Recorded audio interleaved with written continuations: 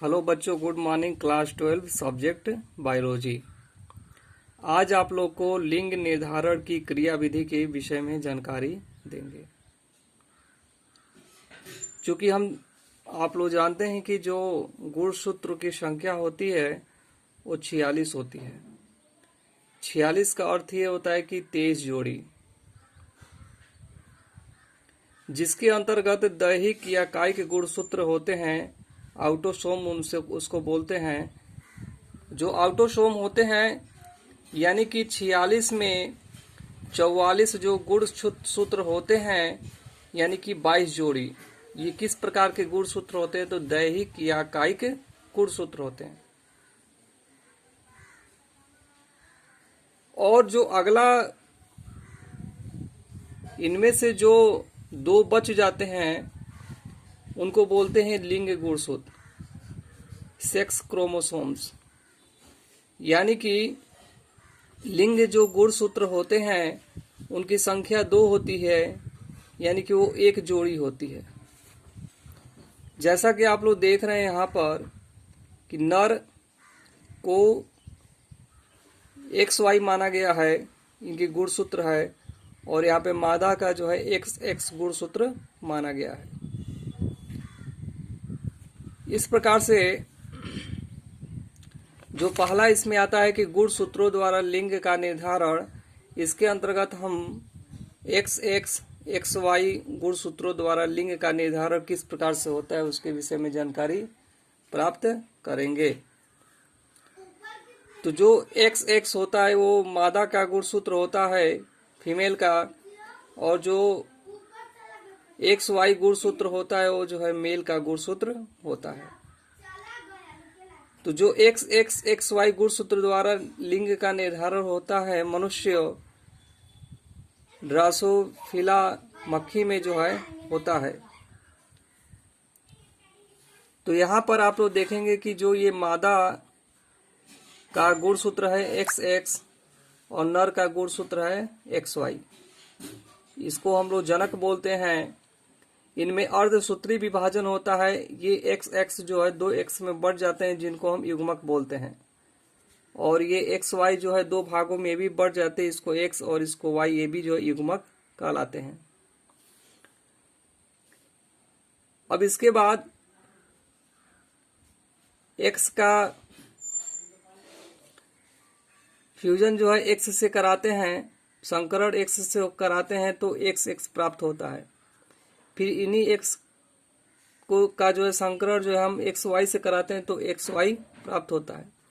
फिर इस X का संकरण इस X से कराते हैं तो XX प्राप्त होता है, और फिर X का संकरण जो है इनसे कराते हैं XY से जो है तो XY प्राप्त होता है। हम लोग देखते हैं कि जो XX है ये जो है मादा को डिनोट कर रहा है, XY है ये नर को डिनोट कर रहा है, फिर यहाँ पर XX है ये जो है मादा को डिनोट कर रहा है, फिर यहाँ पे XY है ये भी जो है नर को डिनोट कर रहा है, मेल को डिनोट कर रहा है। तो चूंकि यहाँ पे 2 मादा और 2 नर बन रहे हैं XX और XY गुणसूत्रों द्वारा, तो यहाँ पे हम कह सकते हैं कि 50% 50% नर और 50% मादा बनते हैं। यानी किसके द्वारा? तो XX और XY के द्वारा।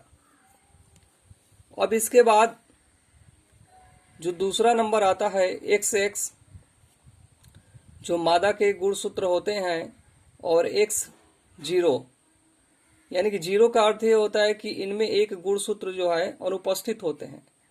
तो नर में एक जब गुणसूत्र अनुपस्थित होता है तो क्या होते हैं? तो गुणसूत्रों द्वारा लिंग का निर्धारण।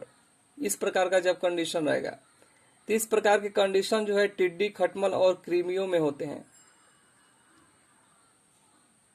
मादा का जो है XX, नर का जो है X0 होता है, जो एक गुणसूत्र अनुपस्थित होता है। तो यहाँ पर जो युग्मक बनते हैं XX और यहाँ पे X0। तो X का जो है X के साथ तो XX, X का 0 के साथ तो X0, X का X के साथ तो XX, X का 0 के साथ तो X0। तो यहाँ पे हम लोग देखते हैं कि यहाँ पे भी जो है 50% नर बनते हैं और 50% जो है मादा बनते हैं। तो XX और X जीरो गुणसूत्र द्वारा लिंग का जो निर्धारण होता है ये टिड्डी और खटमल और क्रीमियम होता है, जिसके उपरांत 50% नर और 50% मादा बनते हैं। आप लोग देखेंगे यहाँ पर कि जो XX होता है वो मादा होते हैं, X0 होता है ये जो नर होते हैं, XX ये मादा होते हैं, X0 नर होते हैं। 50% नर और 50% मादा। अब इसके उपरांत जो है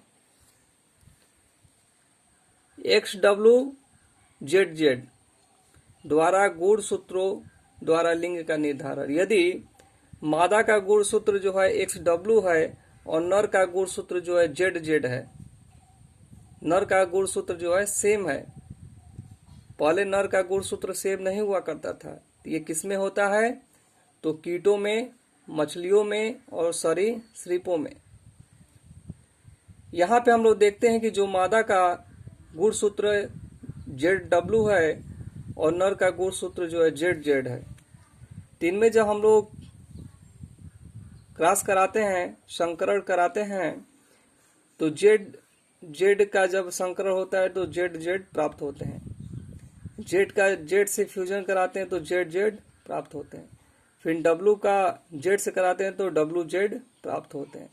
फिर W का Z से कराते हैं तो फिर जो है WZ प्राप्त होते हैं। यहाँ पे हम लोग देखेंगे कि जो ZZ है ये जो है नर है और यहाँ पे ZZ नर है और WZ यानी कि ZW जो है मादा है, ये भी जो है मादा है। यानी कि इसमें भी जो है 50% नर और 50% मादा का निर्माण हो जा रहा है।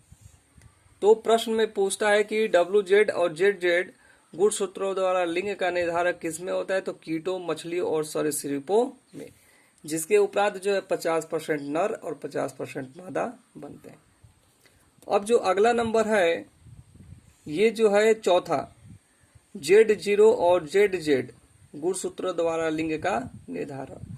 चूंकि यहाँ पे जीरो का अर्थ ये होता है कि जो इनके गुणसूत्र होते हैं अनुपस्थित होते हैं, इसलिए यहाँ पे जीरो लगा देते हैं। तो इस प्रकार द्वारा लिंग का निर्धारण जो है तितलियों में होता है। तितलियों में किस प्रकार का गुणसूत्र का निर्धारण होता है? तो Z0 और ZZ के द्वारा। तो यहाँ पे हम लोग देखेंगे कि मादा में जो है Z0 और नर में जो है ZZ माने हैं, यहाँ पर युग्मक बनते हैं Z0 और ZZ। इसके द्वारा इनका जब हम संकरण इनसे कराते हैं तो ZZ प्राप्त होते हैं और Z का संकरण Z से कराते हैं तो फिर भी ZZ प्राप्त होते हैं।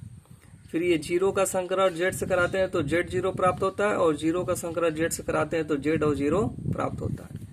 इस प्रकार से हम यहाँ पर देखते हैं कि यहाँ पे नर, यहाँ पे भी नर और यहाँ पे मादा और यहाँ पे मादा, तो 50% नर और 50% मादा का निर्माण हो जा रहा है।